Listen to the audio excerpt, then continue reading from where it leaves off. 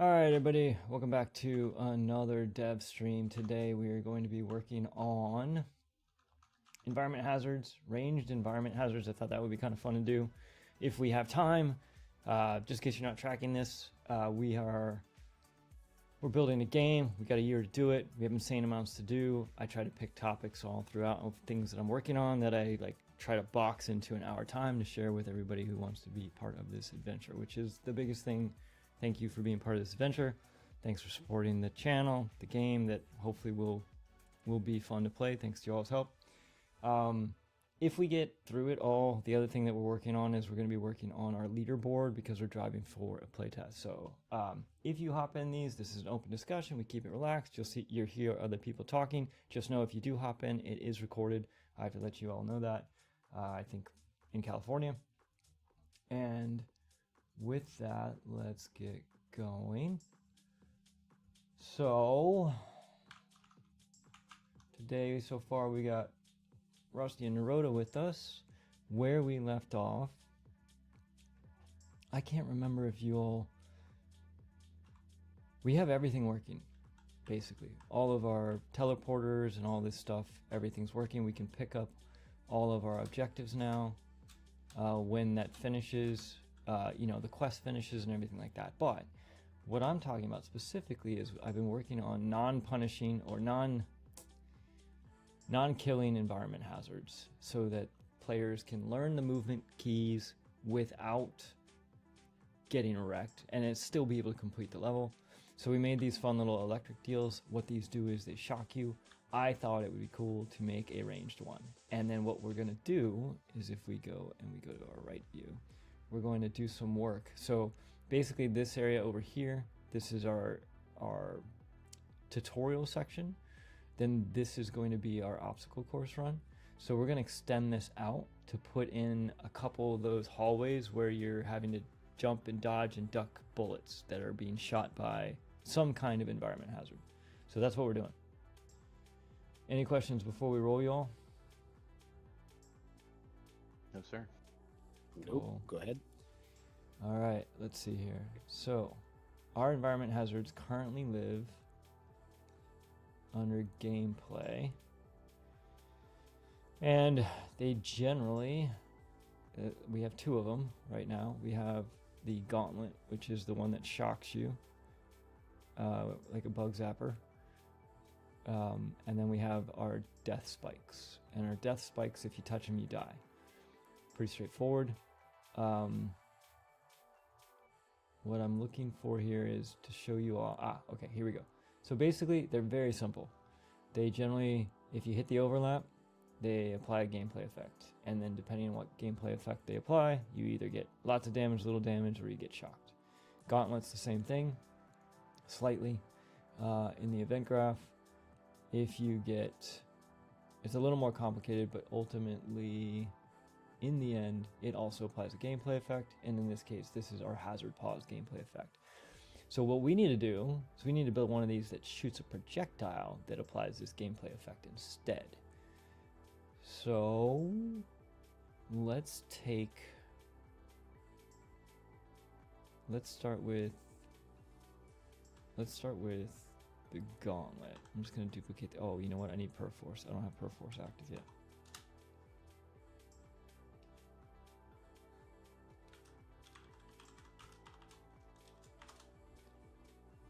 Okay.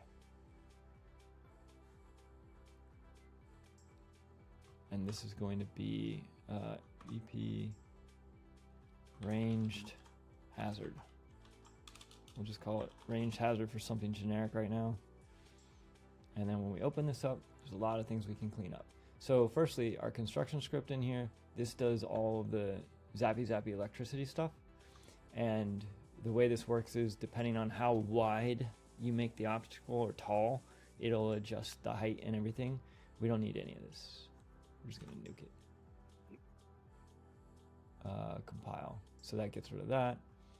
And then we're going to need, we don't need the boxes. We don't need the top spikes. We don't need any of the overlap. We just need some visual reference. So we can delete all of this for right now. We can delete all of this. We might as well just start with a blank blueprint. I mean, actually, no, we can keep a set timer and stuff. Okay, cool. So let's pick a beautiful static mesh or something. For now, let's use a static mesh. And what should we put in here?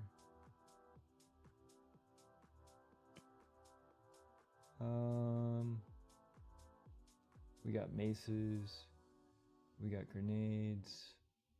We probably don't have anything great for this. What does this look like?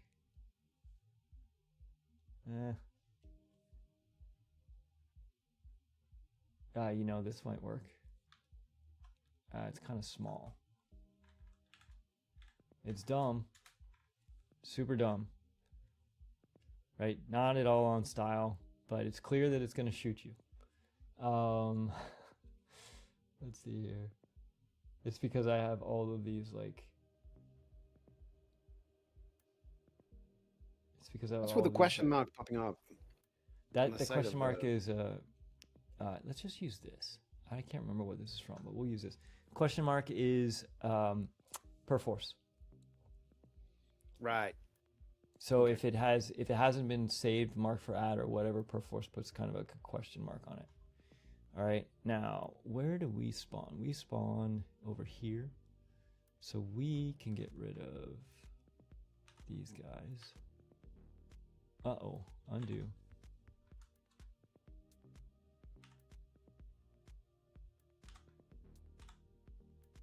And we're going to spawn our new projectile range hazard in here. Cancel that. Alt-G to go back to our 3D view, and we'll drop this here. Okay, so when we play, we got errors. That's right. This is going to compile. Construction, event graph, set collision enabled. We don't need this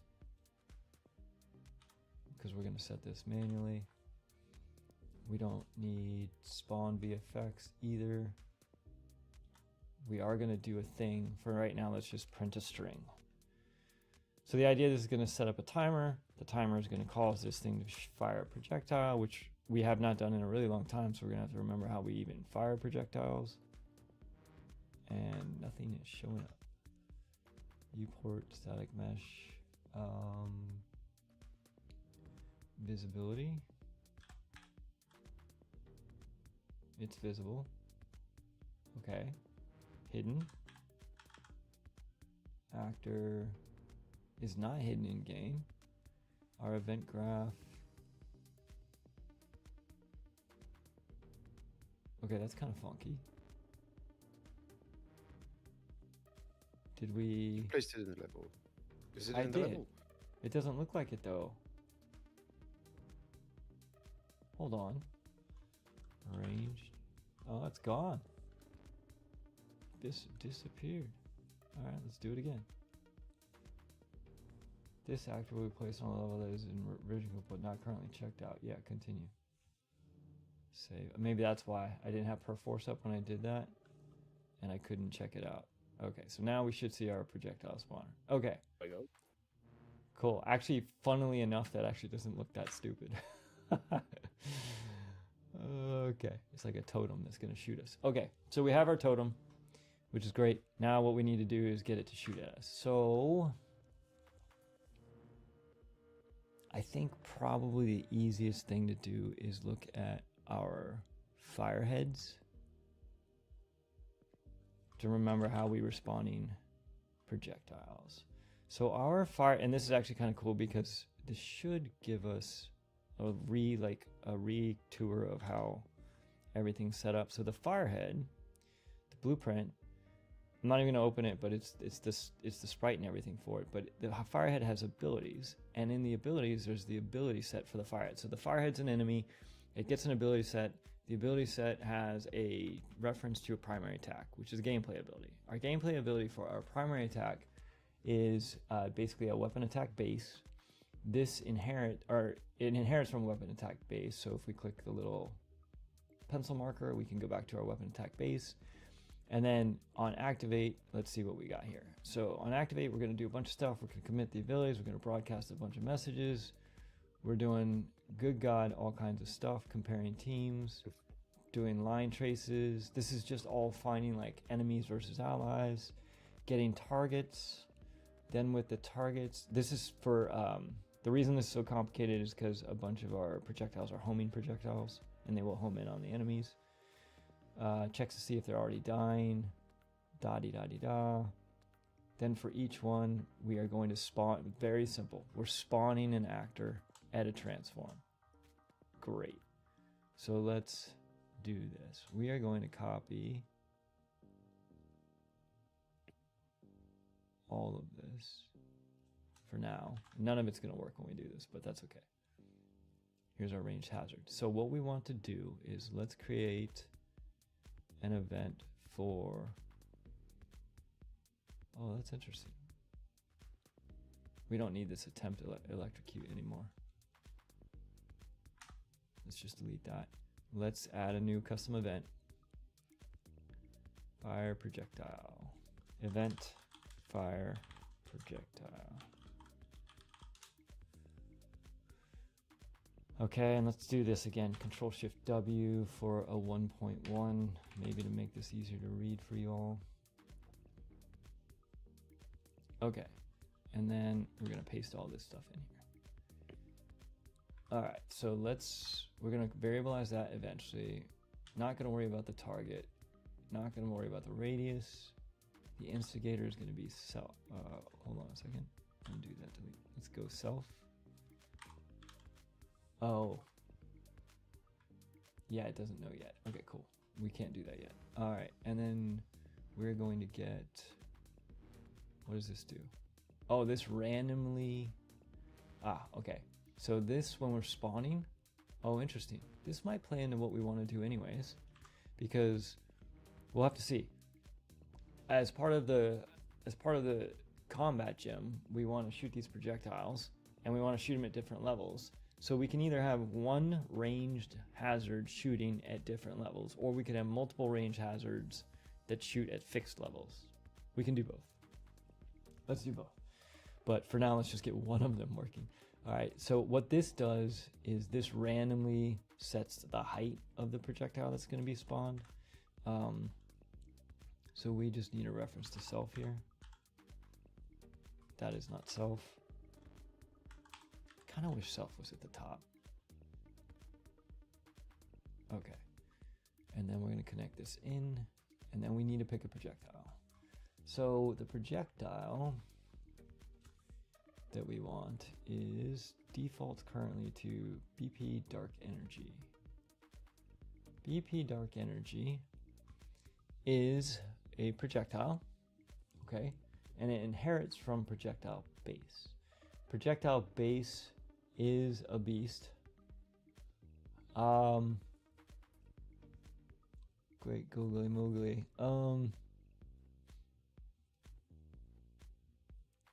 dude, wasn't it Naroda that was asking about damage spread? Yeah. By the way, am I streaming my screen? I see your screen, yeah. Oh, thank God. Okay, that would not be the first time. And we don't have any viewers right now. Okay, this is the damage spread stuff. You were asking about this. So this is, since we're in here, this is our projectile base. It does damage spread, it does sphere overlap, it looks for stagger actors, it set timers and collisions. What is the thing that it spreads, though? Hold on, I'm looking. Sure. Sphere overlap the actors. There's actors to ignore. And then this is, okay, so this is because it daisy chains. So every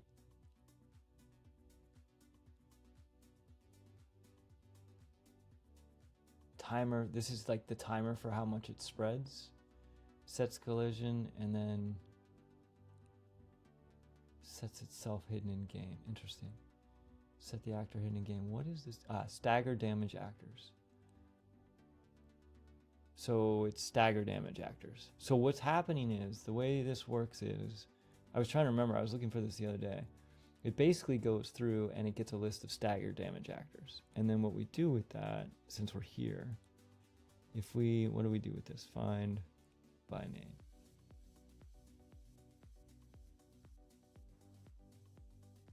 Then we do damage stagger. So at some point we go through our stagger damage actors. We check if they're valid. If it's true, we apply gameplay effects and hit results. We add them to a hit result, and then we apply a gameplay effect to a target, which is our game effect, our gameplay effect damage blossom. So like it's ballooning out. So okay, I don't know if that's helpful, but that was what I was doing, and then it executes the gameplay queue with the electricity trail. Oh God, I'm so glad I found this. I was looking all over for this. Okay. Anyways. After the stream, if you have a minute, I'll show you what I'm doing. But very, very cool. Okay. So we need a new. Do we need a new projectile? We have projectiles for landmines. We have projectiles for bombs. What's up?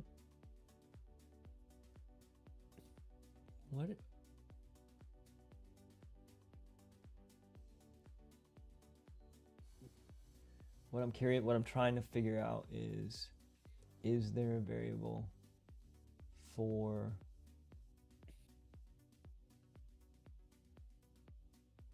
what kind of damage these projectiles do, or do we need to add one, is kind of what I'm trying to find. So the damage, so for example, this damage, apply gameplay effect, this is set, right? So there must be apply gameplay effect. So we have 4 of them in here. One of them is damage blossom. Okay, this has got to be part of a detonate. Yeah, that's blossom damage to somebody else. This is also blossom damage. This is blossom damage. Ah, everything applies blossom damage. Who made this? Okay, so we gotta find something else. How long ago did you build this? Oh my God. A long time ago, probably. All right. Years, literally years, because remember I started this and then we got sidetracked, or we took a different path, and we started doing all the tutorials for like well over a year, and this was even before that. So okay, so we just gotta find where we do our damage. Instigate liar, prevent pawn from blocking. Oh, this is actually cool. There was a problem where, because of the line traces, it would only hit the first person, which was kind of cool if you wanted to do like a spread shot that only hit the first few, but I had to find a way to like not block those. Velocity vectors, la-di-da-di-da. Re-enable pawn. There's got to be an overlap. Determine velocity vector. Event hit. Here we go. Maybe that's something. Okay, we're comparing teams. Ooh. That might be interesting. We may not need that. Then we detonate. Okay, so it's pretty basic. We hit, we detonate. Okay, and when we detonate, we go through, we do a bunch of stuff. We do some... Interesting, this sphere overlaps. Ground zero. This might be crazy complicated, y'all. It feels like all we need is on overlap.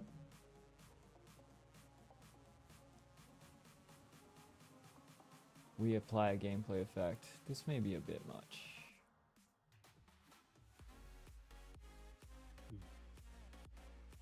Yeah, this is the gameplay effect we're applying. So this should be one of these two is what we're applying. and it's based on whether or not we find the ability system component. Interesting. Okay, we're gonna put a breakpoint here. Let's just give this a shot. I'm gonna put a breakpoint on each of these. Holy smokes. That was exhausting for some reason. Okay, so we're gonna spawn.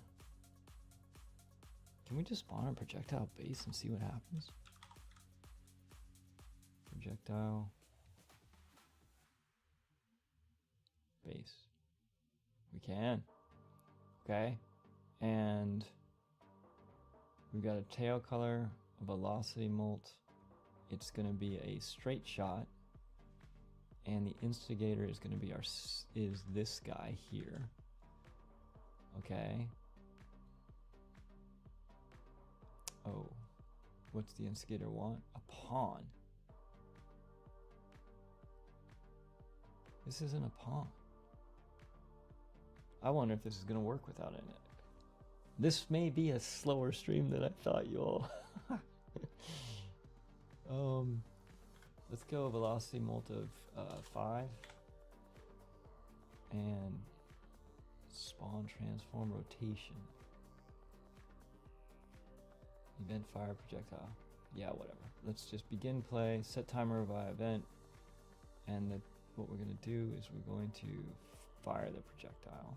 Let's just see what happens. Fire projectile. Compile and save. Play.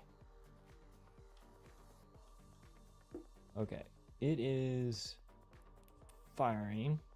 That's what the hello print is doing. So either... Oh, there might be a thing that's happening here. Our static mesh collision might be killing our projectiles right away. So let's... no, we can't step on this. We're going to do no collision. And we're going to go compile and save. And play this. Okay. So we're definitely firing the projectile. We are supposedly spawning an actor. Yeah, there, look, there it is. Projectile base. It's being spawned. 15, 16. Where is it being spawned?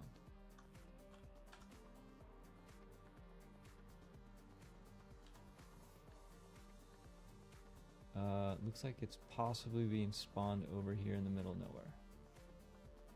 Okay, so let's check our position.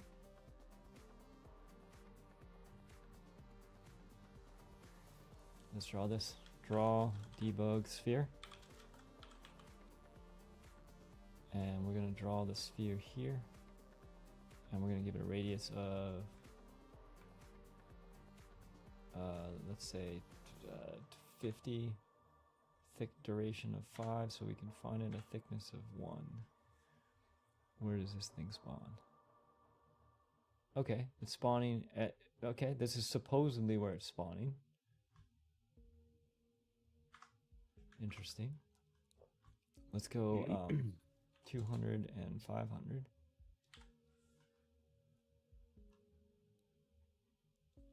Okay, so supposedly that's where our projectile is spawning. But I don't see anything. So in projectile base, always spawn. That's interesting. What is our projectile base use that for? Begin play.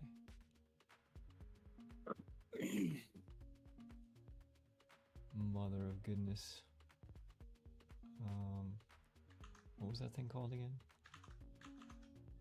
This is our collision handling override. Transform scale method.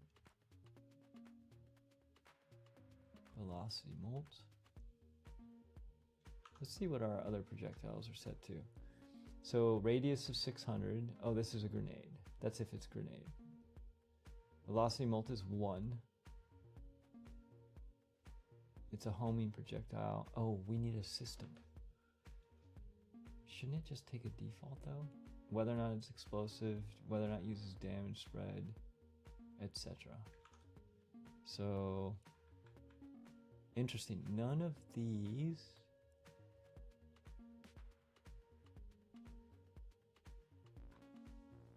Okay, maybe this is the wrong way to do this. Let's create a new one. Let's create a child actor. So we're gonna go create a child blueprint. This is gonna be blueprint ranged.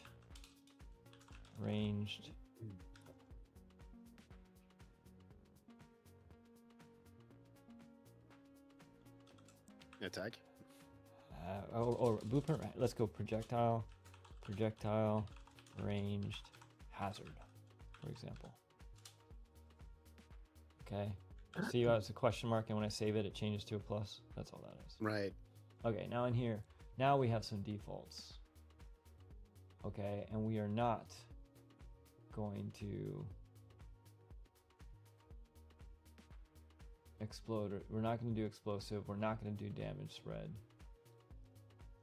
Let's go ahead and compile and save that. And then let's go back to our ranged hazard. And let's change this to be ranged hazard. Okay. And then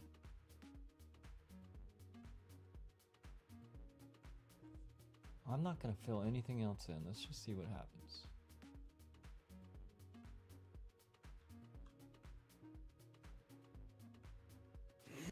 So either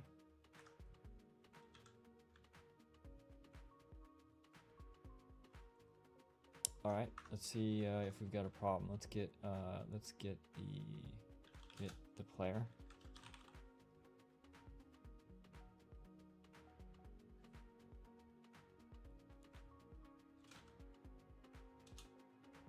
Get the player controller, and let's just plug this. Get the control pawn, and let's just plug this in here. We should not. We don't want to do this. This is a hack. I am just testing to see what it is that we need to get this thing to start. Target actors.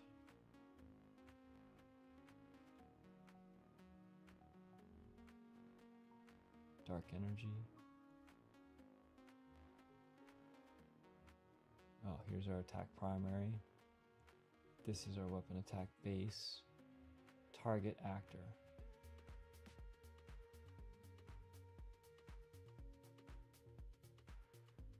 Target actor capsule radius. I wonder what that's all about. We have to go back and figure that out. Ranged hazard. So let's get the target actor is going to be, sure, we can use this. And then capsule radius, let's do 100. And straight shot.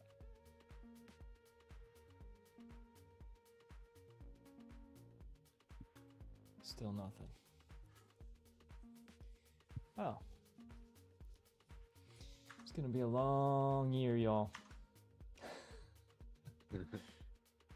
I'm here for it. It's gonna be a long year, man.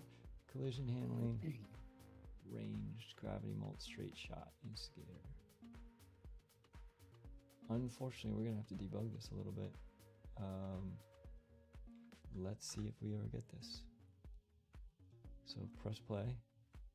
Okay. Is the target actor valid? Yes. And we're getting the instigator. We're getting the We're setting the target actor to nothing. Then we cast the instigator to a paper character default. Well, that could be a problem. That's not going to work. Then, well, actually that does work because our instigator is paper character default. Then we get the ability system. We check to see if it's valid. We check that. We cast the instigator to a character. We ignore the character so we don't blow ourselves up. Then we determine velocity vectors. We set the rotations. we get hit components, set up the VFX, set timer by event, misfire. Okay, that's fine. That's so that if the projectile shoots, after a certain amount of time, it will kill itself. Set timer by event, post-launch cleanup.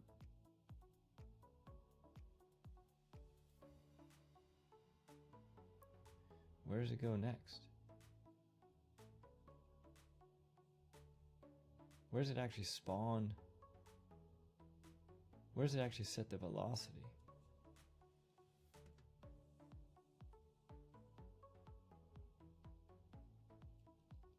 Like, are we doing this?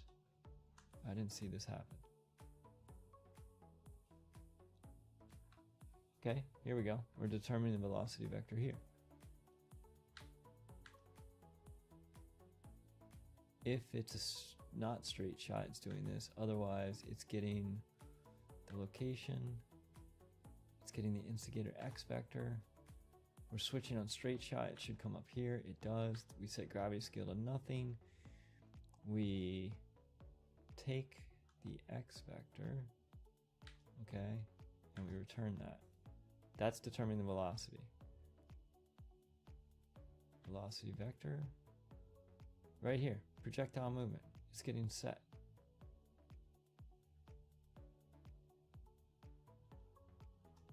This sets up our VFX. Are we hitting misfire too fast? Is that what's happening? There's misfire. We may be doing that. Where are we? We've got misfire and we've got post-launch cleanup. Let's see if we hit those too fast. Go. Post-launch cleanup, okay. Begin play. We don't need this velocity vector. Misfire. Okay, we're misfiring. We're doing something. Hold on a second. Escape. So back to our ranged hazard.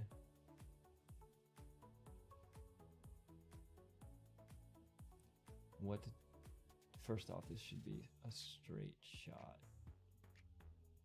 And then in projectile base,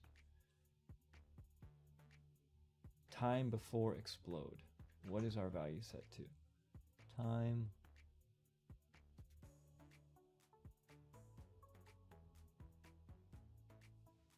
Two seconds.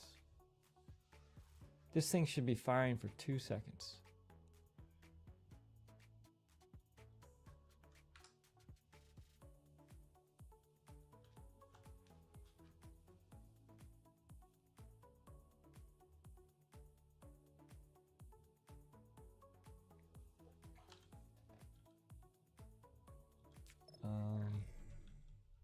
Okay. We know we're spawning them because they're over here. Are those debug traces that are popping up on the Yeah. shooter? Yeah.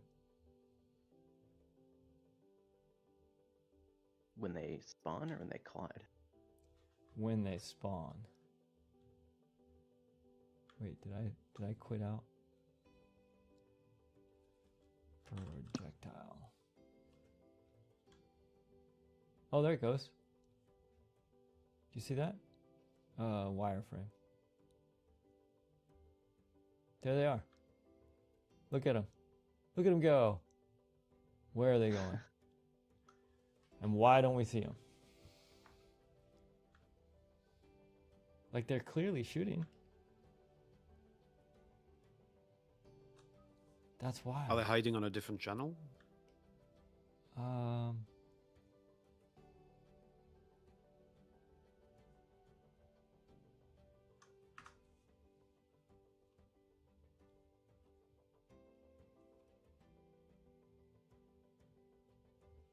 on. Let's try a different particle system. Let's try this one. I'm pretty sure this one works. Compile, save, and play. There we go. God. Okay. So we have projectiles. That's cool. So Now they're firing the wrong way. So what Oh. was the problem? The particle system that was being used for some reason wasn't visible. I don't actually know why. Now, what's Alright. kind of... Oh, look at this. Okay, this is kind of funny. It's switching directions. This is awesome. It's actually switching directions right now based on which way I'm facing. Yeah. Because the problem with these projectiles is you have to have... I think you have to have an actor. So... but that's actually could be kind of useful. So let's but anyways, we got him drawing. That's cool. Let's check a couple of things here. Is there a way to make these things bigger? Did I plan for scale? Did old 2-year-old dev me plan for scale? Radius. I doubt that's the projectile radius. Where do we spawn that projectile?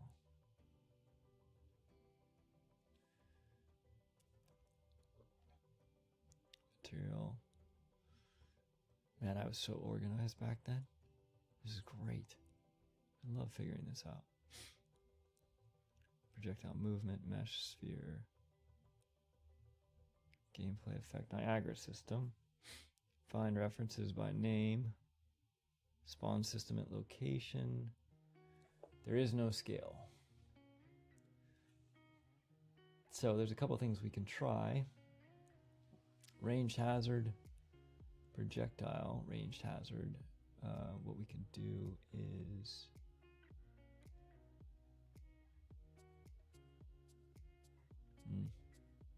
Well, let's just see if what this does.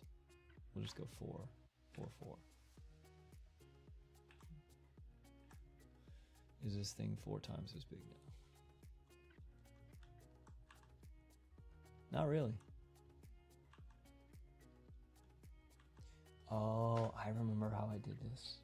I just remembered how I did this. Okay, so let's go back to 1s here.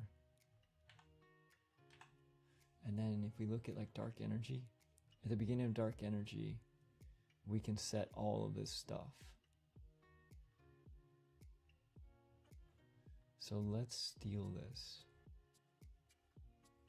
And this is on begin play. So for projectile hazard event graph, begin play.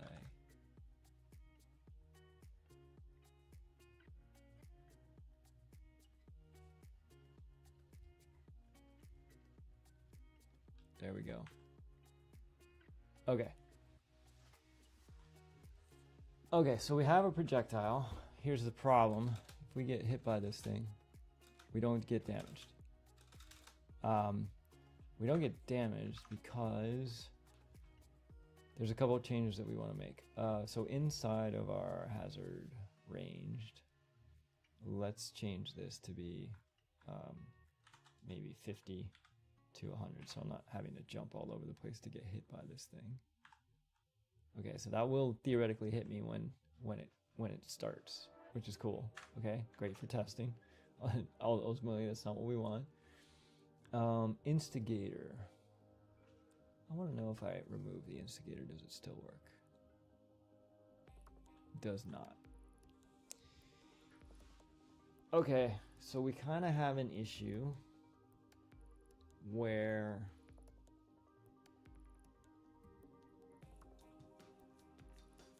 this is going to be a little more work than I thought. That's not a surprise, is it? There's no room in the projectile for not having an instigator. Or at least the instigator being anything other than a paper character. Because when we spawn, what happens is we check to see if the instigator is... Oh, that's overlap.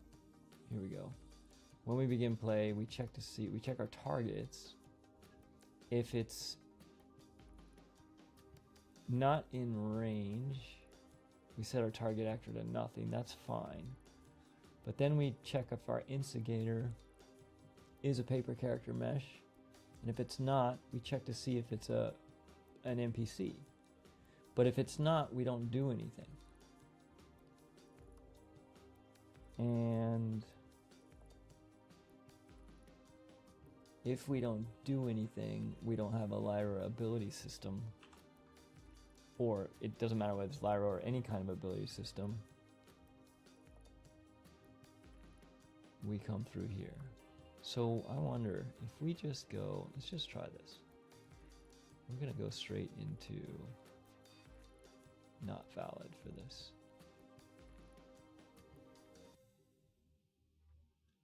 Okay. It now shoots.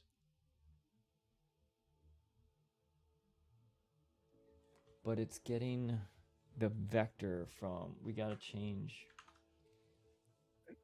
Okay, so what happens is, by the way, I don't know if this is the right way to do this.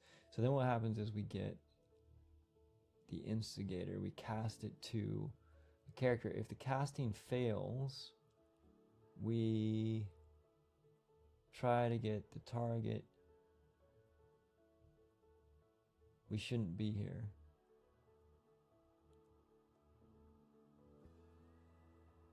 If the cat, okay, this is a problem. So old me, if our casting from our instigator fails to be a character, we come through here and we automatically skip to getting the target actor's health component, but the target actor may not be valid. So we don't want to plug this in here, and we want to plug this in here. Then we'll check if the target actor. If we don't have a good target actor, then we don't get the health component, and we just set up our VFX, we set our timers, etc. So now the one thing that we need to do is we need to figure out the velocity vector. Okay, so here's the trick. If we don't have a character and we're doing ignoring stuff, this is where all of our velocity vector stuff comes from, so we're skipping that. Let's do this. Let's go here.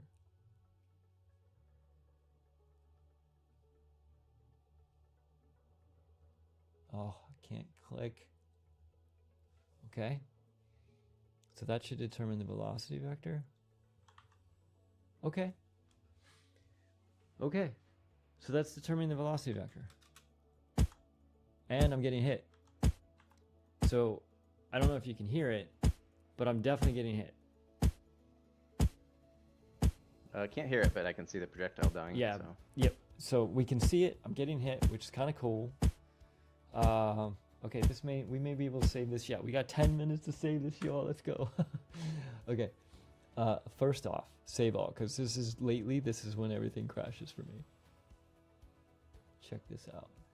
Okay, now, the possibly part of the problem is we are applying on hit, we are applying the Death Blossom damage. So let's see here. Event handle. Hold on. Let's go. Hit. Okay. Let's do a couple of changes here. Let's take our character and move its spawn point to be here. Okay, so we're not triggering that hit. This is not the hit we're hitting. So this must be the overlap hit then. It is the overlap hit. We're casting to see if it's a 2D enemy base. If it's not, we're checking to see if it's a hero. And if it is, we're setting our component. Then we're executing the gameplay queue. This is our pretty hit effects, which is cool. Then we come through here, we're breaking a hit result, and we're applying a gameplay effect. Do we ever hit this? We do. The interesting thing is the hit package must. There's a couple questions I have. One, why am I not getting damaged? We're gonna have to sort that one out. But what I want to do is I want to promote this to a variable. This is going to be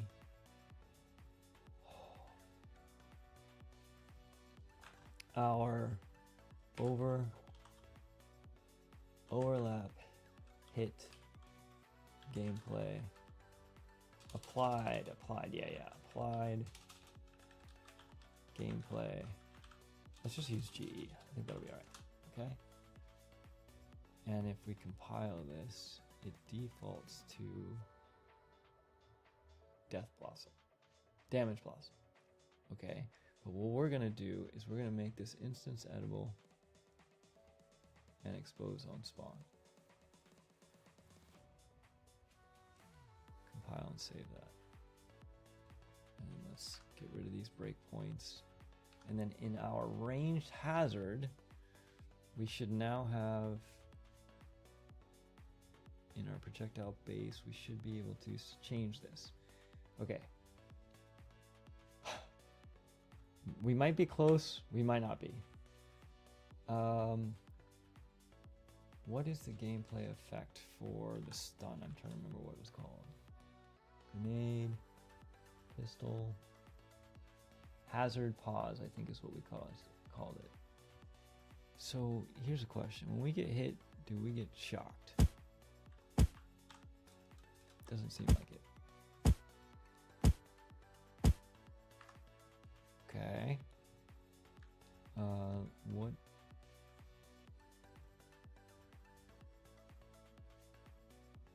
What is this applying?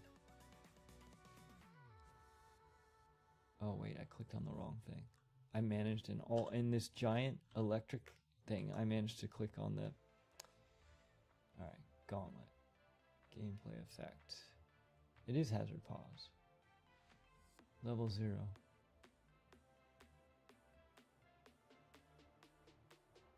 Oh.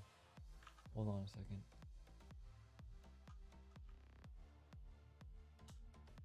Who are we applying that to?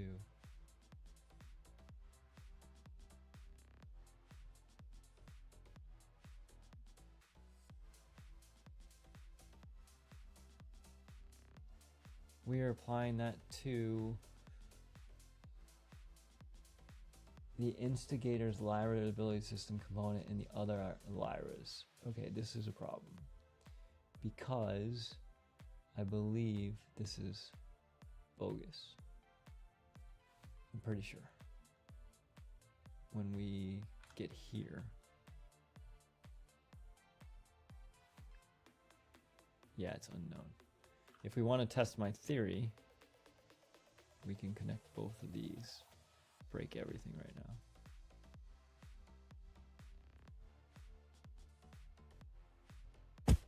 Yep. Did you see that? Watch. Turn into a skeleton. You see me turning into a skeleton? Yep. Okay, Yep, so just fine. Oh no! Did it crash? Okay, thank God. And I can't move. When I get hit, I get like I can't. Okay. Oh, we're gonna have to fix that. Okay.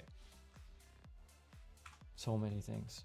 Okay, that's semi-successful. So the problem is we need to handle the case in here. Like, I think it's beyond the scope of this stream to manage all of this.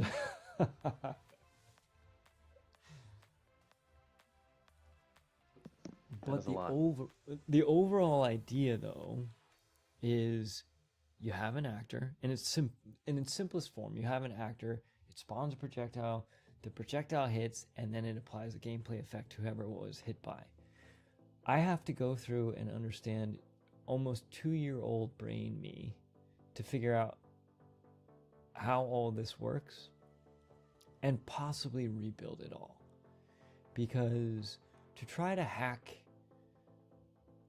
here, what we actually there's actually probably an easy way to do this.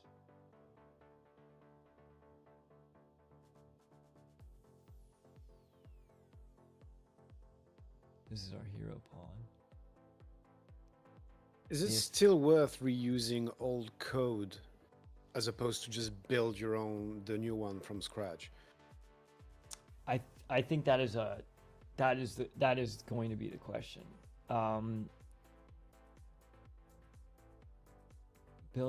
Well, first off, I built this one originally. This was originally built for a 3D action game, a third-person action game, and the whole thing started off as an experiment where I was like, I wonder if I could do it in 2D too. So there's a bunch of things in here that are probably left over, but there's also, I think I will probably rebuild this. However, I will use it as a starting point. And I think there was a lot of stuff that went in here as far as trying to understand ability systems and how they work. And I also think my understanding of ability systems is gameplay ability systems is much better now. So figuring out it used to be like the whole idea of applying this gameplay effect, who it got applied to and the ability system components there, I had no idea what this all meant. So I literally would just plug in whoever's ability system just to get things working. So with that said, I think probably overall the complexity of this is not that complicated, right? It handles an overlapping hit.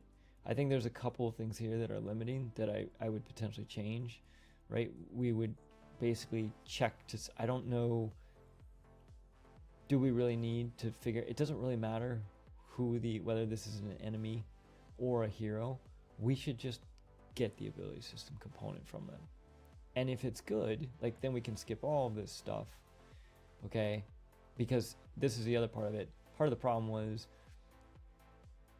the ability system. When we were getting these ability systems, they were coming back invalid because, once again, past me didn't understand a bunch of this stuff. And if it came back invalid, then I was like, oh, I got to get the pawn extension, and then with that, then I can get the ability. But now there's a much cleaner way, so I can just take all of this. The overall point here is to get the ability system, and then realistically, what we want to do is this is our hit. That's fine. So this is just going to come down to, we get a hit, we grab the ability, a valid ability system, okay, we spawn our VFX. That's all this is doing, okay, and then once we do that, we make a hit result, and the only difference is going to be what gets plugged in here. And what's going to get plugged in here is going to be if the instigator is valid, it will plug in the instigator's ability system, and then the other actor is the hit actor ability system component. And if either of those aren't, it's just going to be there. So overall, the complexity of this is not that crazy. It is literally just valid ability system, spawn some effects, make a hit package, do damage, or do whatever the thing is that you want to do. So I'll probably just clean this up. It's basically what's going to happen. Mostly because I think that's going to be faster. But it is a super fair question. And also because I know all this spread stuff was working. I got to figure it out. I think probably the biggest thing that I have to clean up, by the way, when we're looking at this is when we do the hits. I can't remember where it was, but somewhere in here it was comparing the teams. That is one piece that we definitely are going to have to redo, because this was originally built. Let's see if we can find it. Compare teams. Here we go. So originally when this was built on a Lyra team subsystem. And rather than, what I did was I made it so that I adapted it, and I made it so that the enemies were on a different team. And I did that because enemies could fight each other too. So enemies had teams. So for example, there were 5 teams, and the players were playing against 4 other AI teams that were playing against each other too. That's originally what was happening with this. So each enemy team got their own team, and then they would fight each other. So I needed this. Now, the manifestation of how this might work in this, in this game, is because there's 5 different schools of magic, basically, and corruption. It's possible that enemies of different corruptive types would also do damage to each other. So rather than thinking of this as teams, it's going to be more thinking of it as like which magic school they're in. So I might keep it.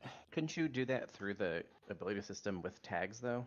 Just make, if every damage type has a corruption type tag, and then just make things that, if there's like a fire corruption, for example, fire corrupted monsters are immune to fire corrupted damage, and you can just do that through a tag. You don't need all the checking in the blueprint. I mean, right? You mean as in like, well, the checking has to happen. The answer is yes. You could absolutely do it with tags. The checking has to happen somewhere.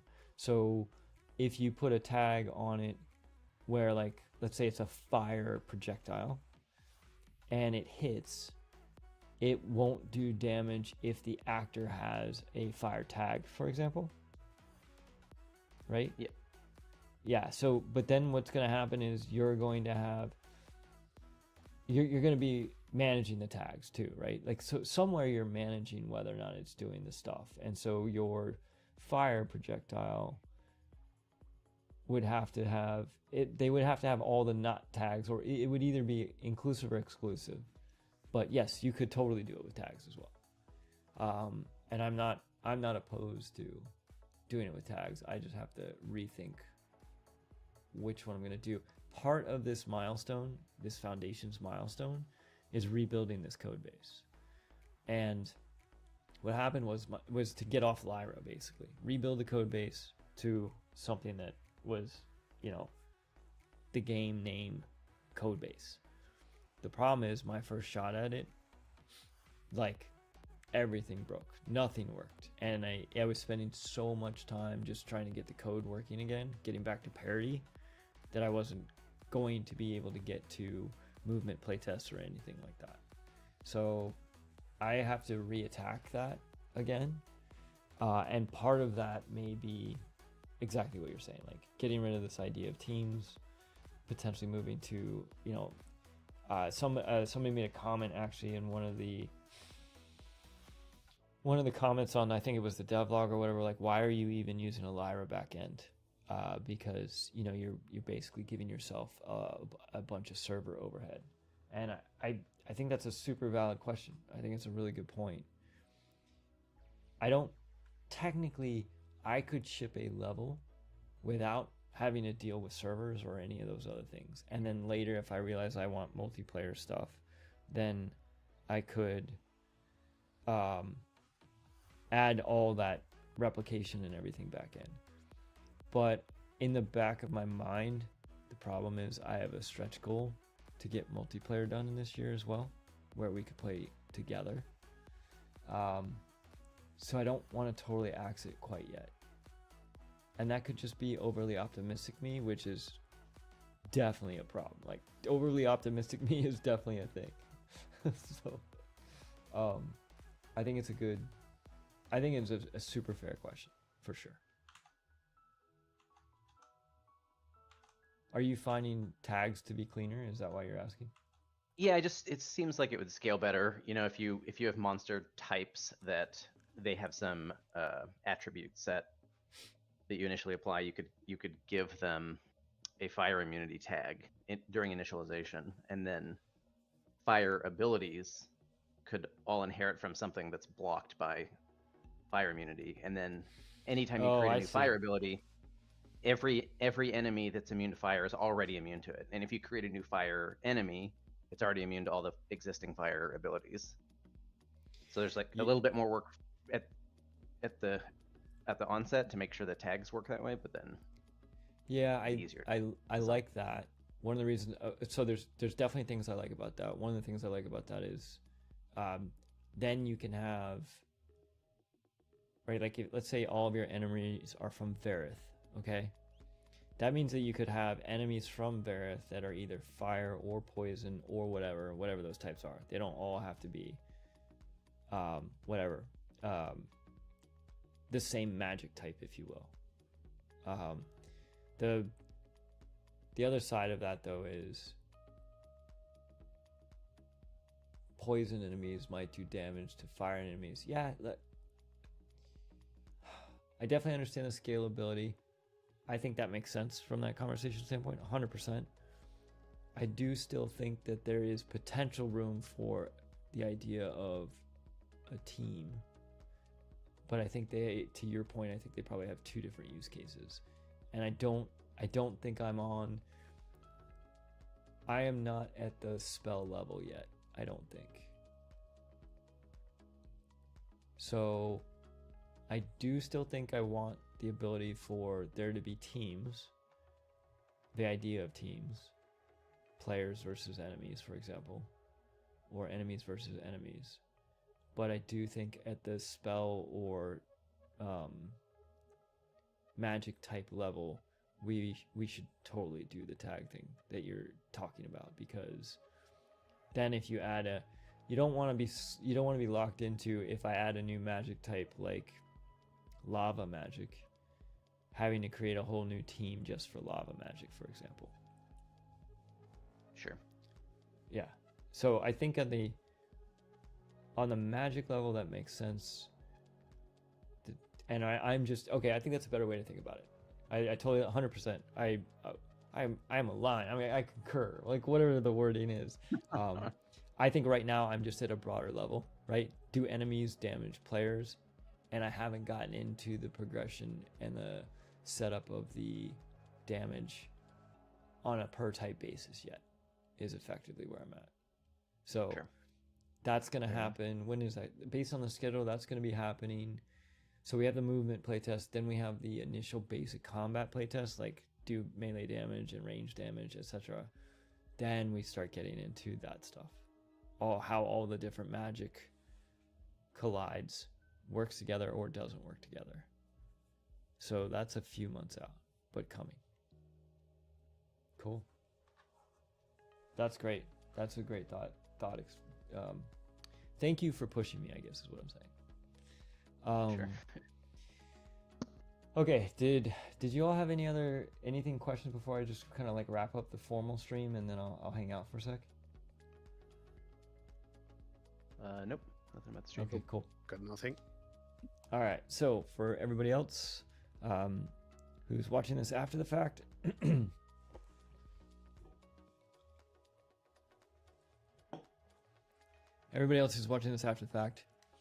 thank you very much for supporting the channel, the community, the game.